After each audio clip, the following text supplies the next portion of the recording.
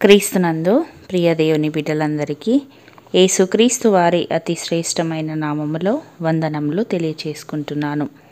నేటి దిన ధ్యానాంశము పేతురు రాసిన మొదటి పత్రిక 3వ అధ్యాయము 20వ వచనము. దేవుని దీర్ఘశాంతము ఇంకా కనిపెట్టుచుండినప్పుడు పూర్వము నోవహు దినములలో ఓడ సిద్ధపరచబడుచుండగా అవిధేయులైన వారి యొద్దకు అనగా చెరలో ఉన్న ఆత్మల యొద్దకు ఆయన ఆత్మరూపిగానే వెళ్ళి వారికి ప్రకటించెను. ఆ ఓడలో కొందరు అనగా 8 మంది నీటి ద్వారా రక్షణ పొందిరి. ప్రియులారా, తరచుగా అన్యాయము అక్రమము చేస్తూ పాపములో విలాసవంతమైన జీవితము గడుపుతున్నప్పుడు, నిజాయితీగా ఉండి మనము కష్టాలను ఎదుర్కొంటున్నప్పుడు, లేదా వారు చేస్తున్న పాపపు క్రియలు మనలను బాధించినప్పుడు, మన కుటుంబంలోని మనుషులే దేవునికి వ్యతిరేకముగా కార్యాలు చేస్తున్నప్పుడు, ప్రార్థించే కొద్దీ పాపములో పడిపోతున్నప్పుడు, ఎంతగా దేవునిని గురించి చెప్తున్నా వినకుండా దేవుని భయము లేకుండా జీవిస్తున్నప్పుడు, వీరు చేస్తున్న పాపమును దేవుడు ఎందుకు ఖండించరు? ఎందుకు వీరిలో మార్పు రాదు?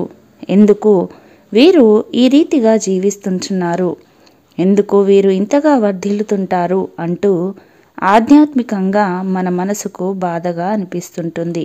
పరిశుద్ధ గ్రంథంలో నోవాహు కాలములో ప్రజలను చూసినప్పుడు, లోతు దినములలో ప్రజలను గమనించినప్పుడు, కనాను దేశమును ఆ దేశ ప్రజలను వెళ్ళగొట్టబడక ముందు వారి జీవితాన్ని గమనించినప్పుడు, వారు తింటూ తాగుతూ కామక్రియలను చేస్తూ వ్యభిచరిస్తూ విగ్రహారాధన చేస్తూ చిల్లంగితనముతో జీవించారు. దేవుడు ఒక్కరోజులో వారికి తీర్పు తీర్చలేదు, ఒక్కరోజులో వారిని శిక్షించలేదు. కానీ మనము వాక్యాన్ని ధ్యానించినప్పుడు వారి రక్షణ నిమిత్తము, వారి మారు మనస్సు నిమిత్తము దేవుడు వారికి చాలా సమయం ఇచ్చాడు. ఎన్నో మారులు దేవుడు వారిని బట్టి ఓర్చుకున్నాడు, దీర్ఘశాంతము చూపించాడు. అయితే ఎప్పుడైతే వారు లోబడనొల్లని ప్రజలు అయ్యారో అప్పుడు తగిన సమయమందు దేవుడే వారిని శిక్షించారు. దేవుడే వారికి శిక్షను విధించారు. జలప్రళయమునకు ముందు దాదాపుగా నోవాహు 120 సంవత్సరాలు సువార్తను అందించాడు. దేవుని మాటలను వారికి తెలియచేశాడు. అయితే వారు అట్టి మాటలను వినలేదు. ఫలితముగా ఒక దినమున జలప్రళయములో అందరూ నశించిపోయారు. లోతు దినములలో నీతిమంతుడైన లోతు దినదినము వారి క్రియలను బట్టి తన మనసులో నొచ్చుకుంటూ వచ్చాడు. కానీ అట్టివారిలో ఎటువంటి మార్పు రాలేదు.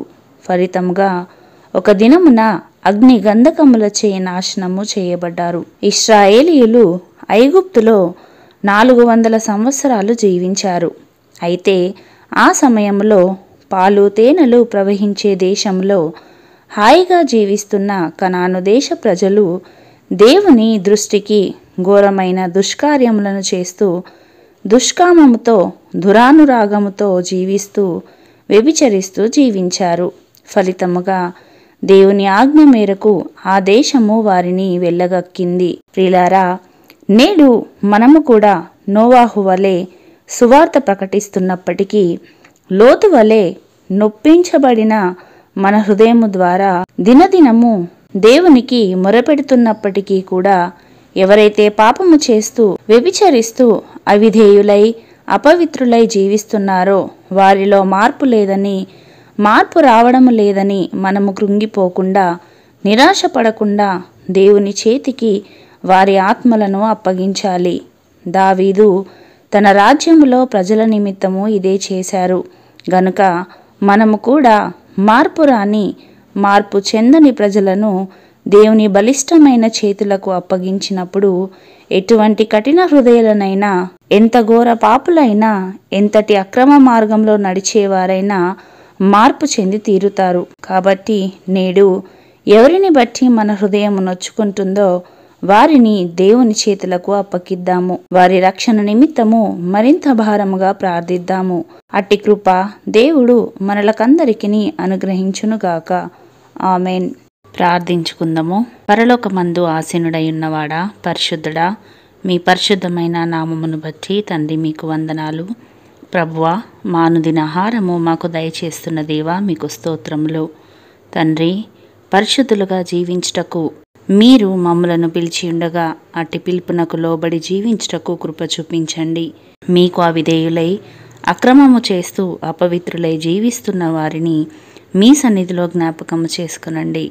వారికి మారు మనస్సును, రక్షణను దయచేసి మార్పు నొందిన బిడ్డల వలె జీవించుటకు మీ సహాయమును అనుగ్రహించుమని యేసయ్య పరిశుద్ధ నామములో ప్రార్థించి వేడుకొనుచున్నాము పరమ తండ్రి. ఆమెన్.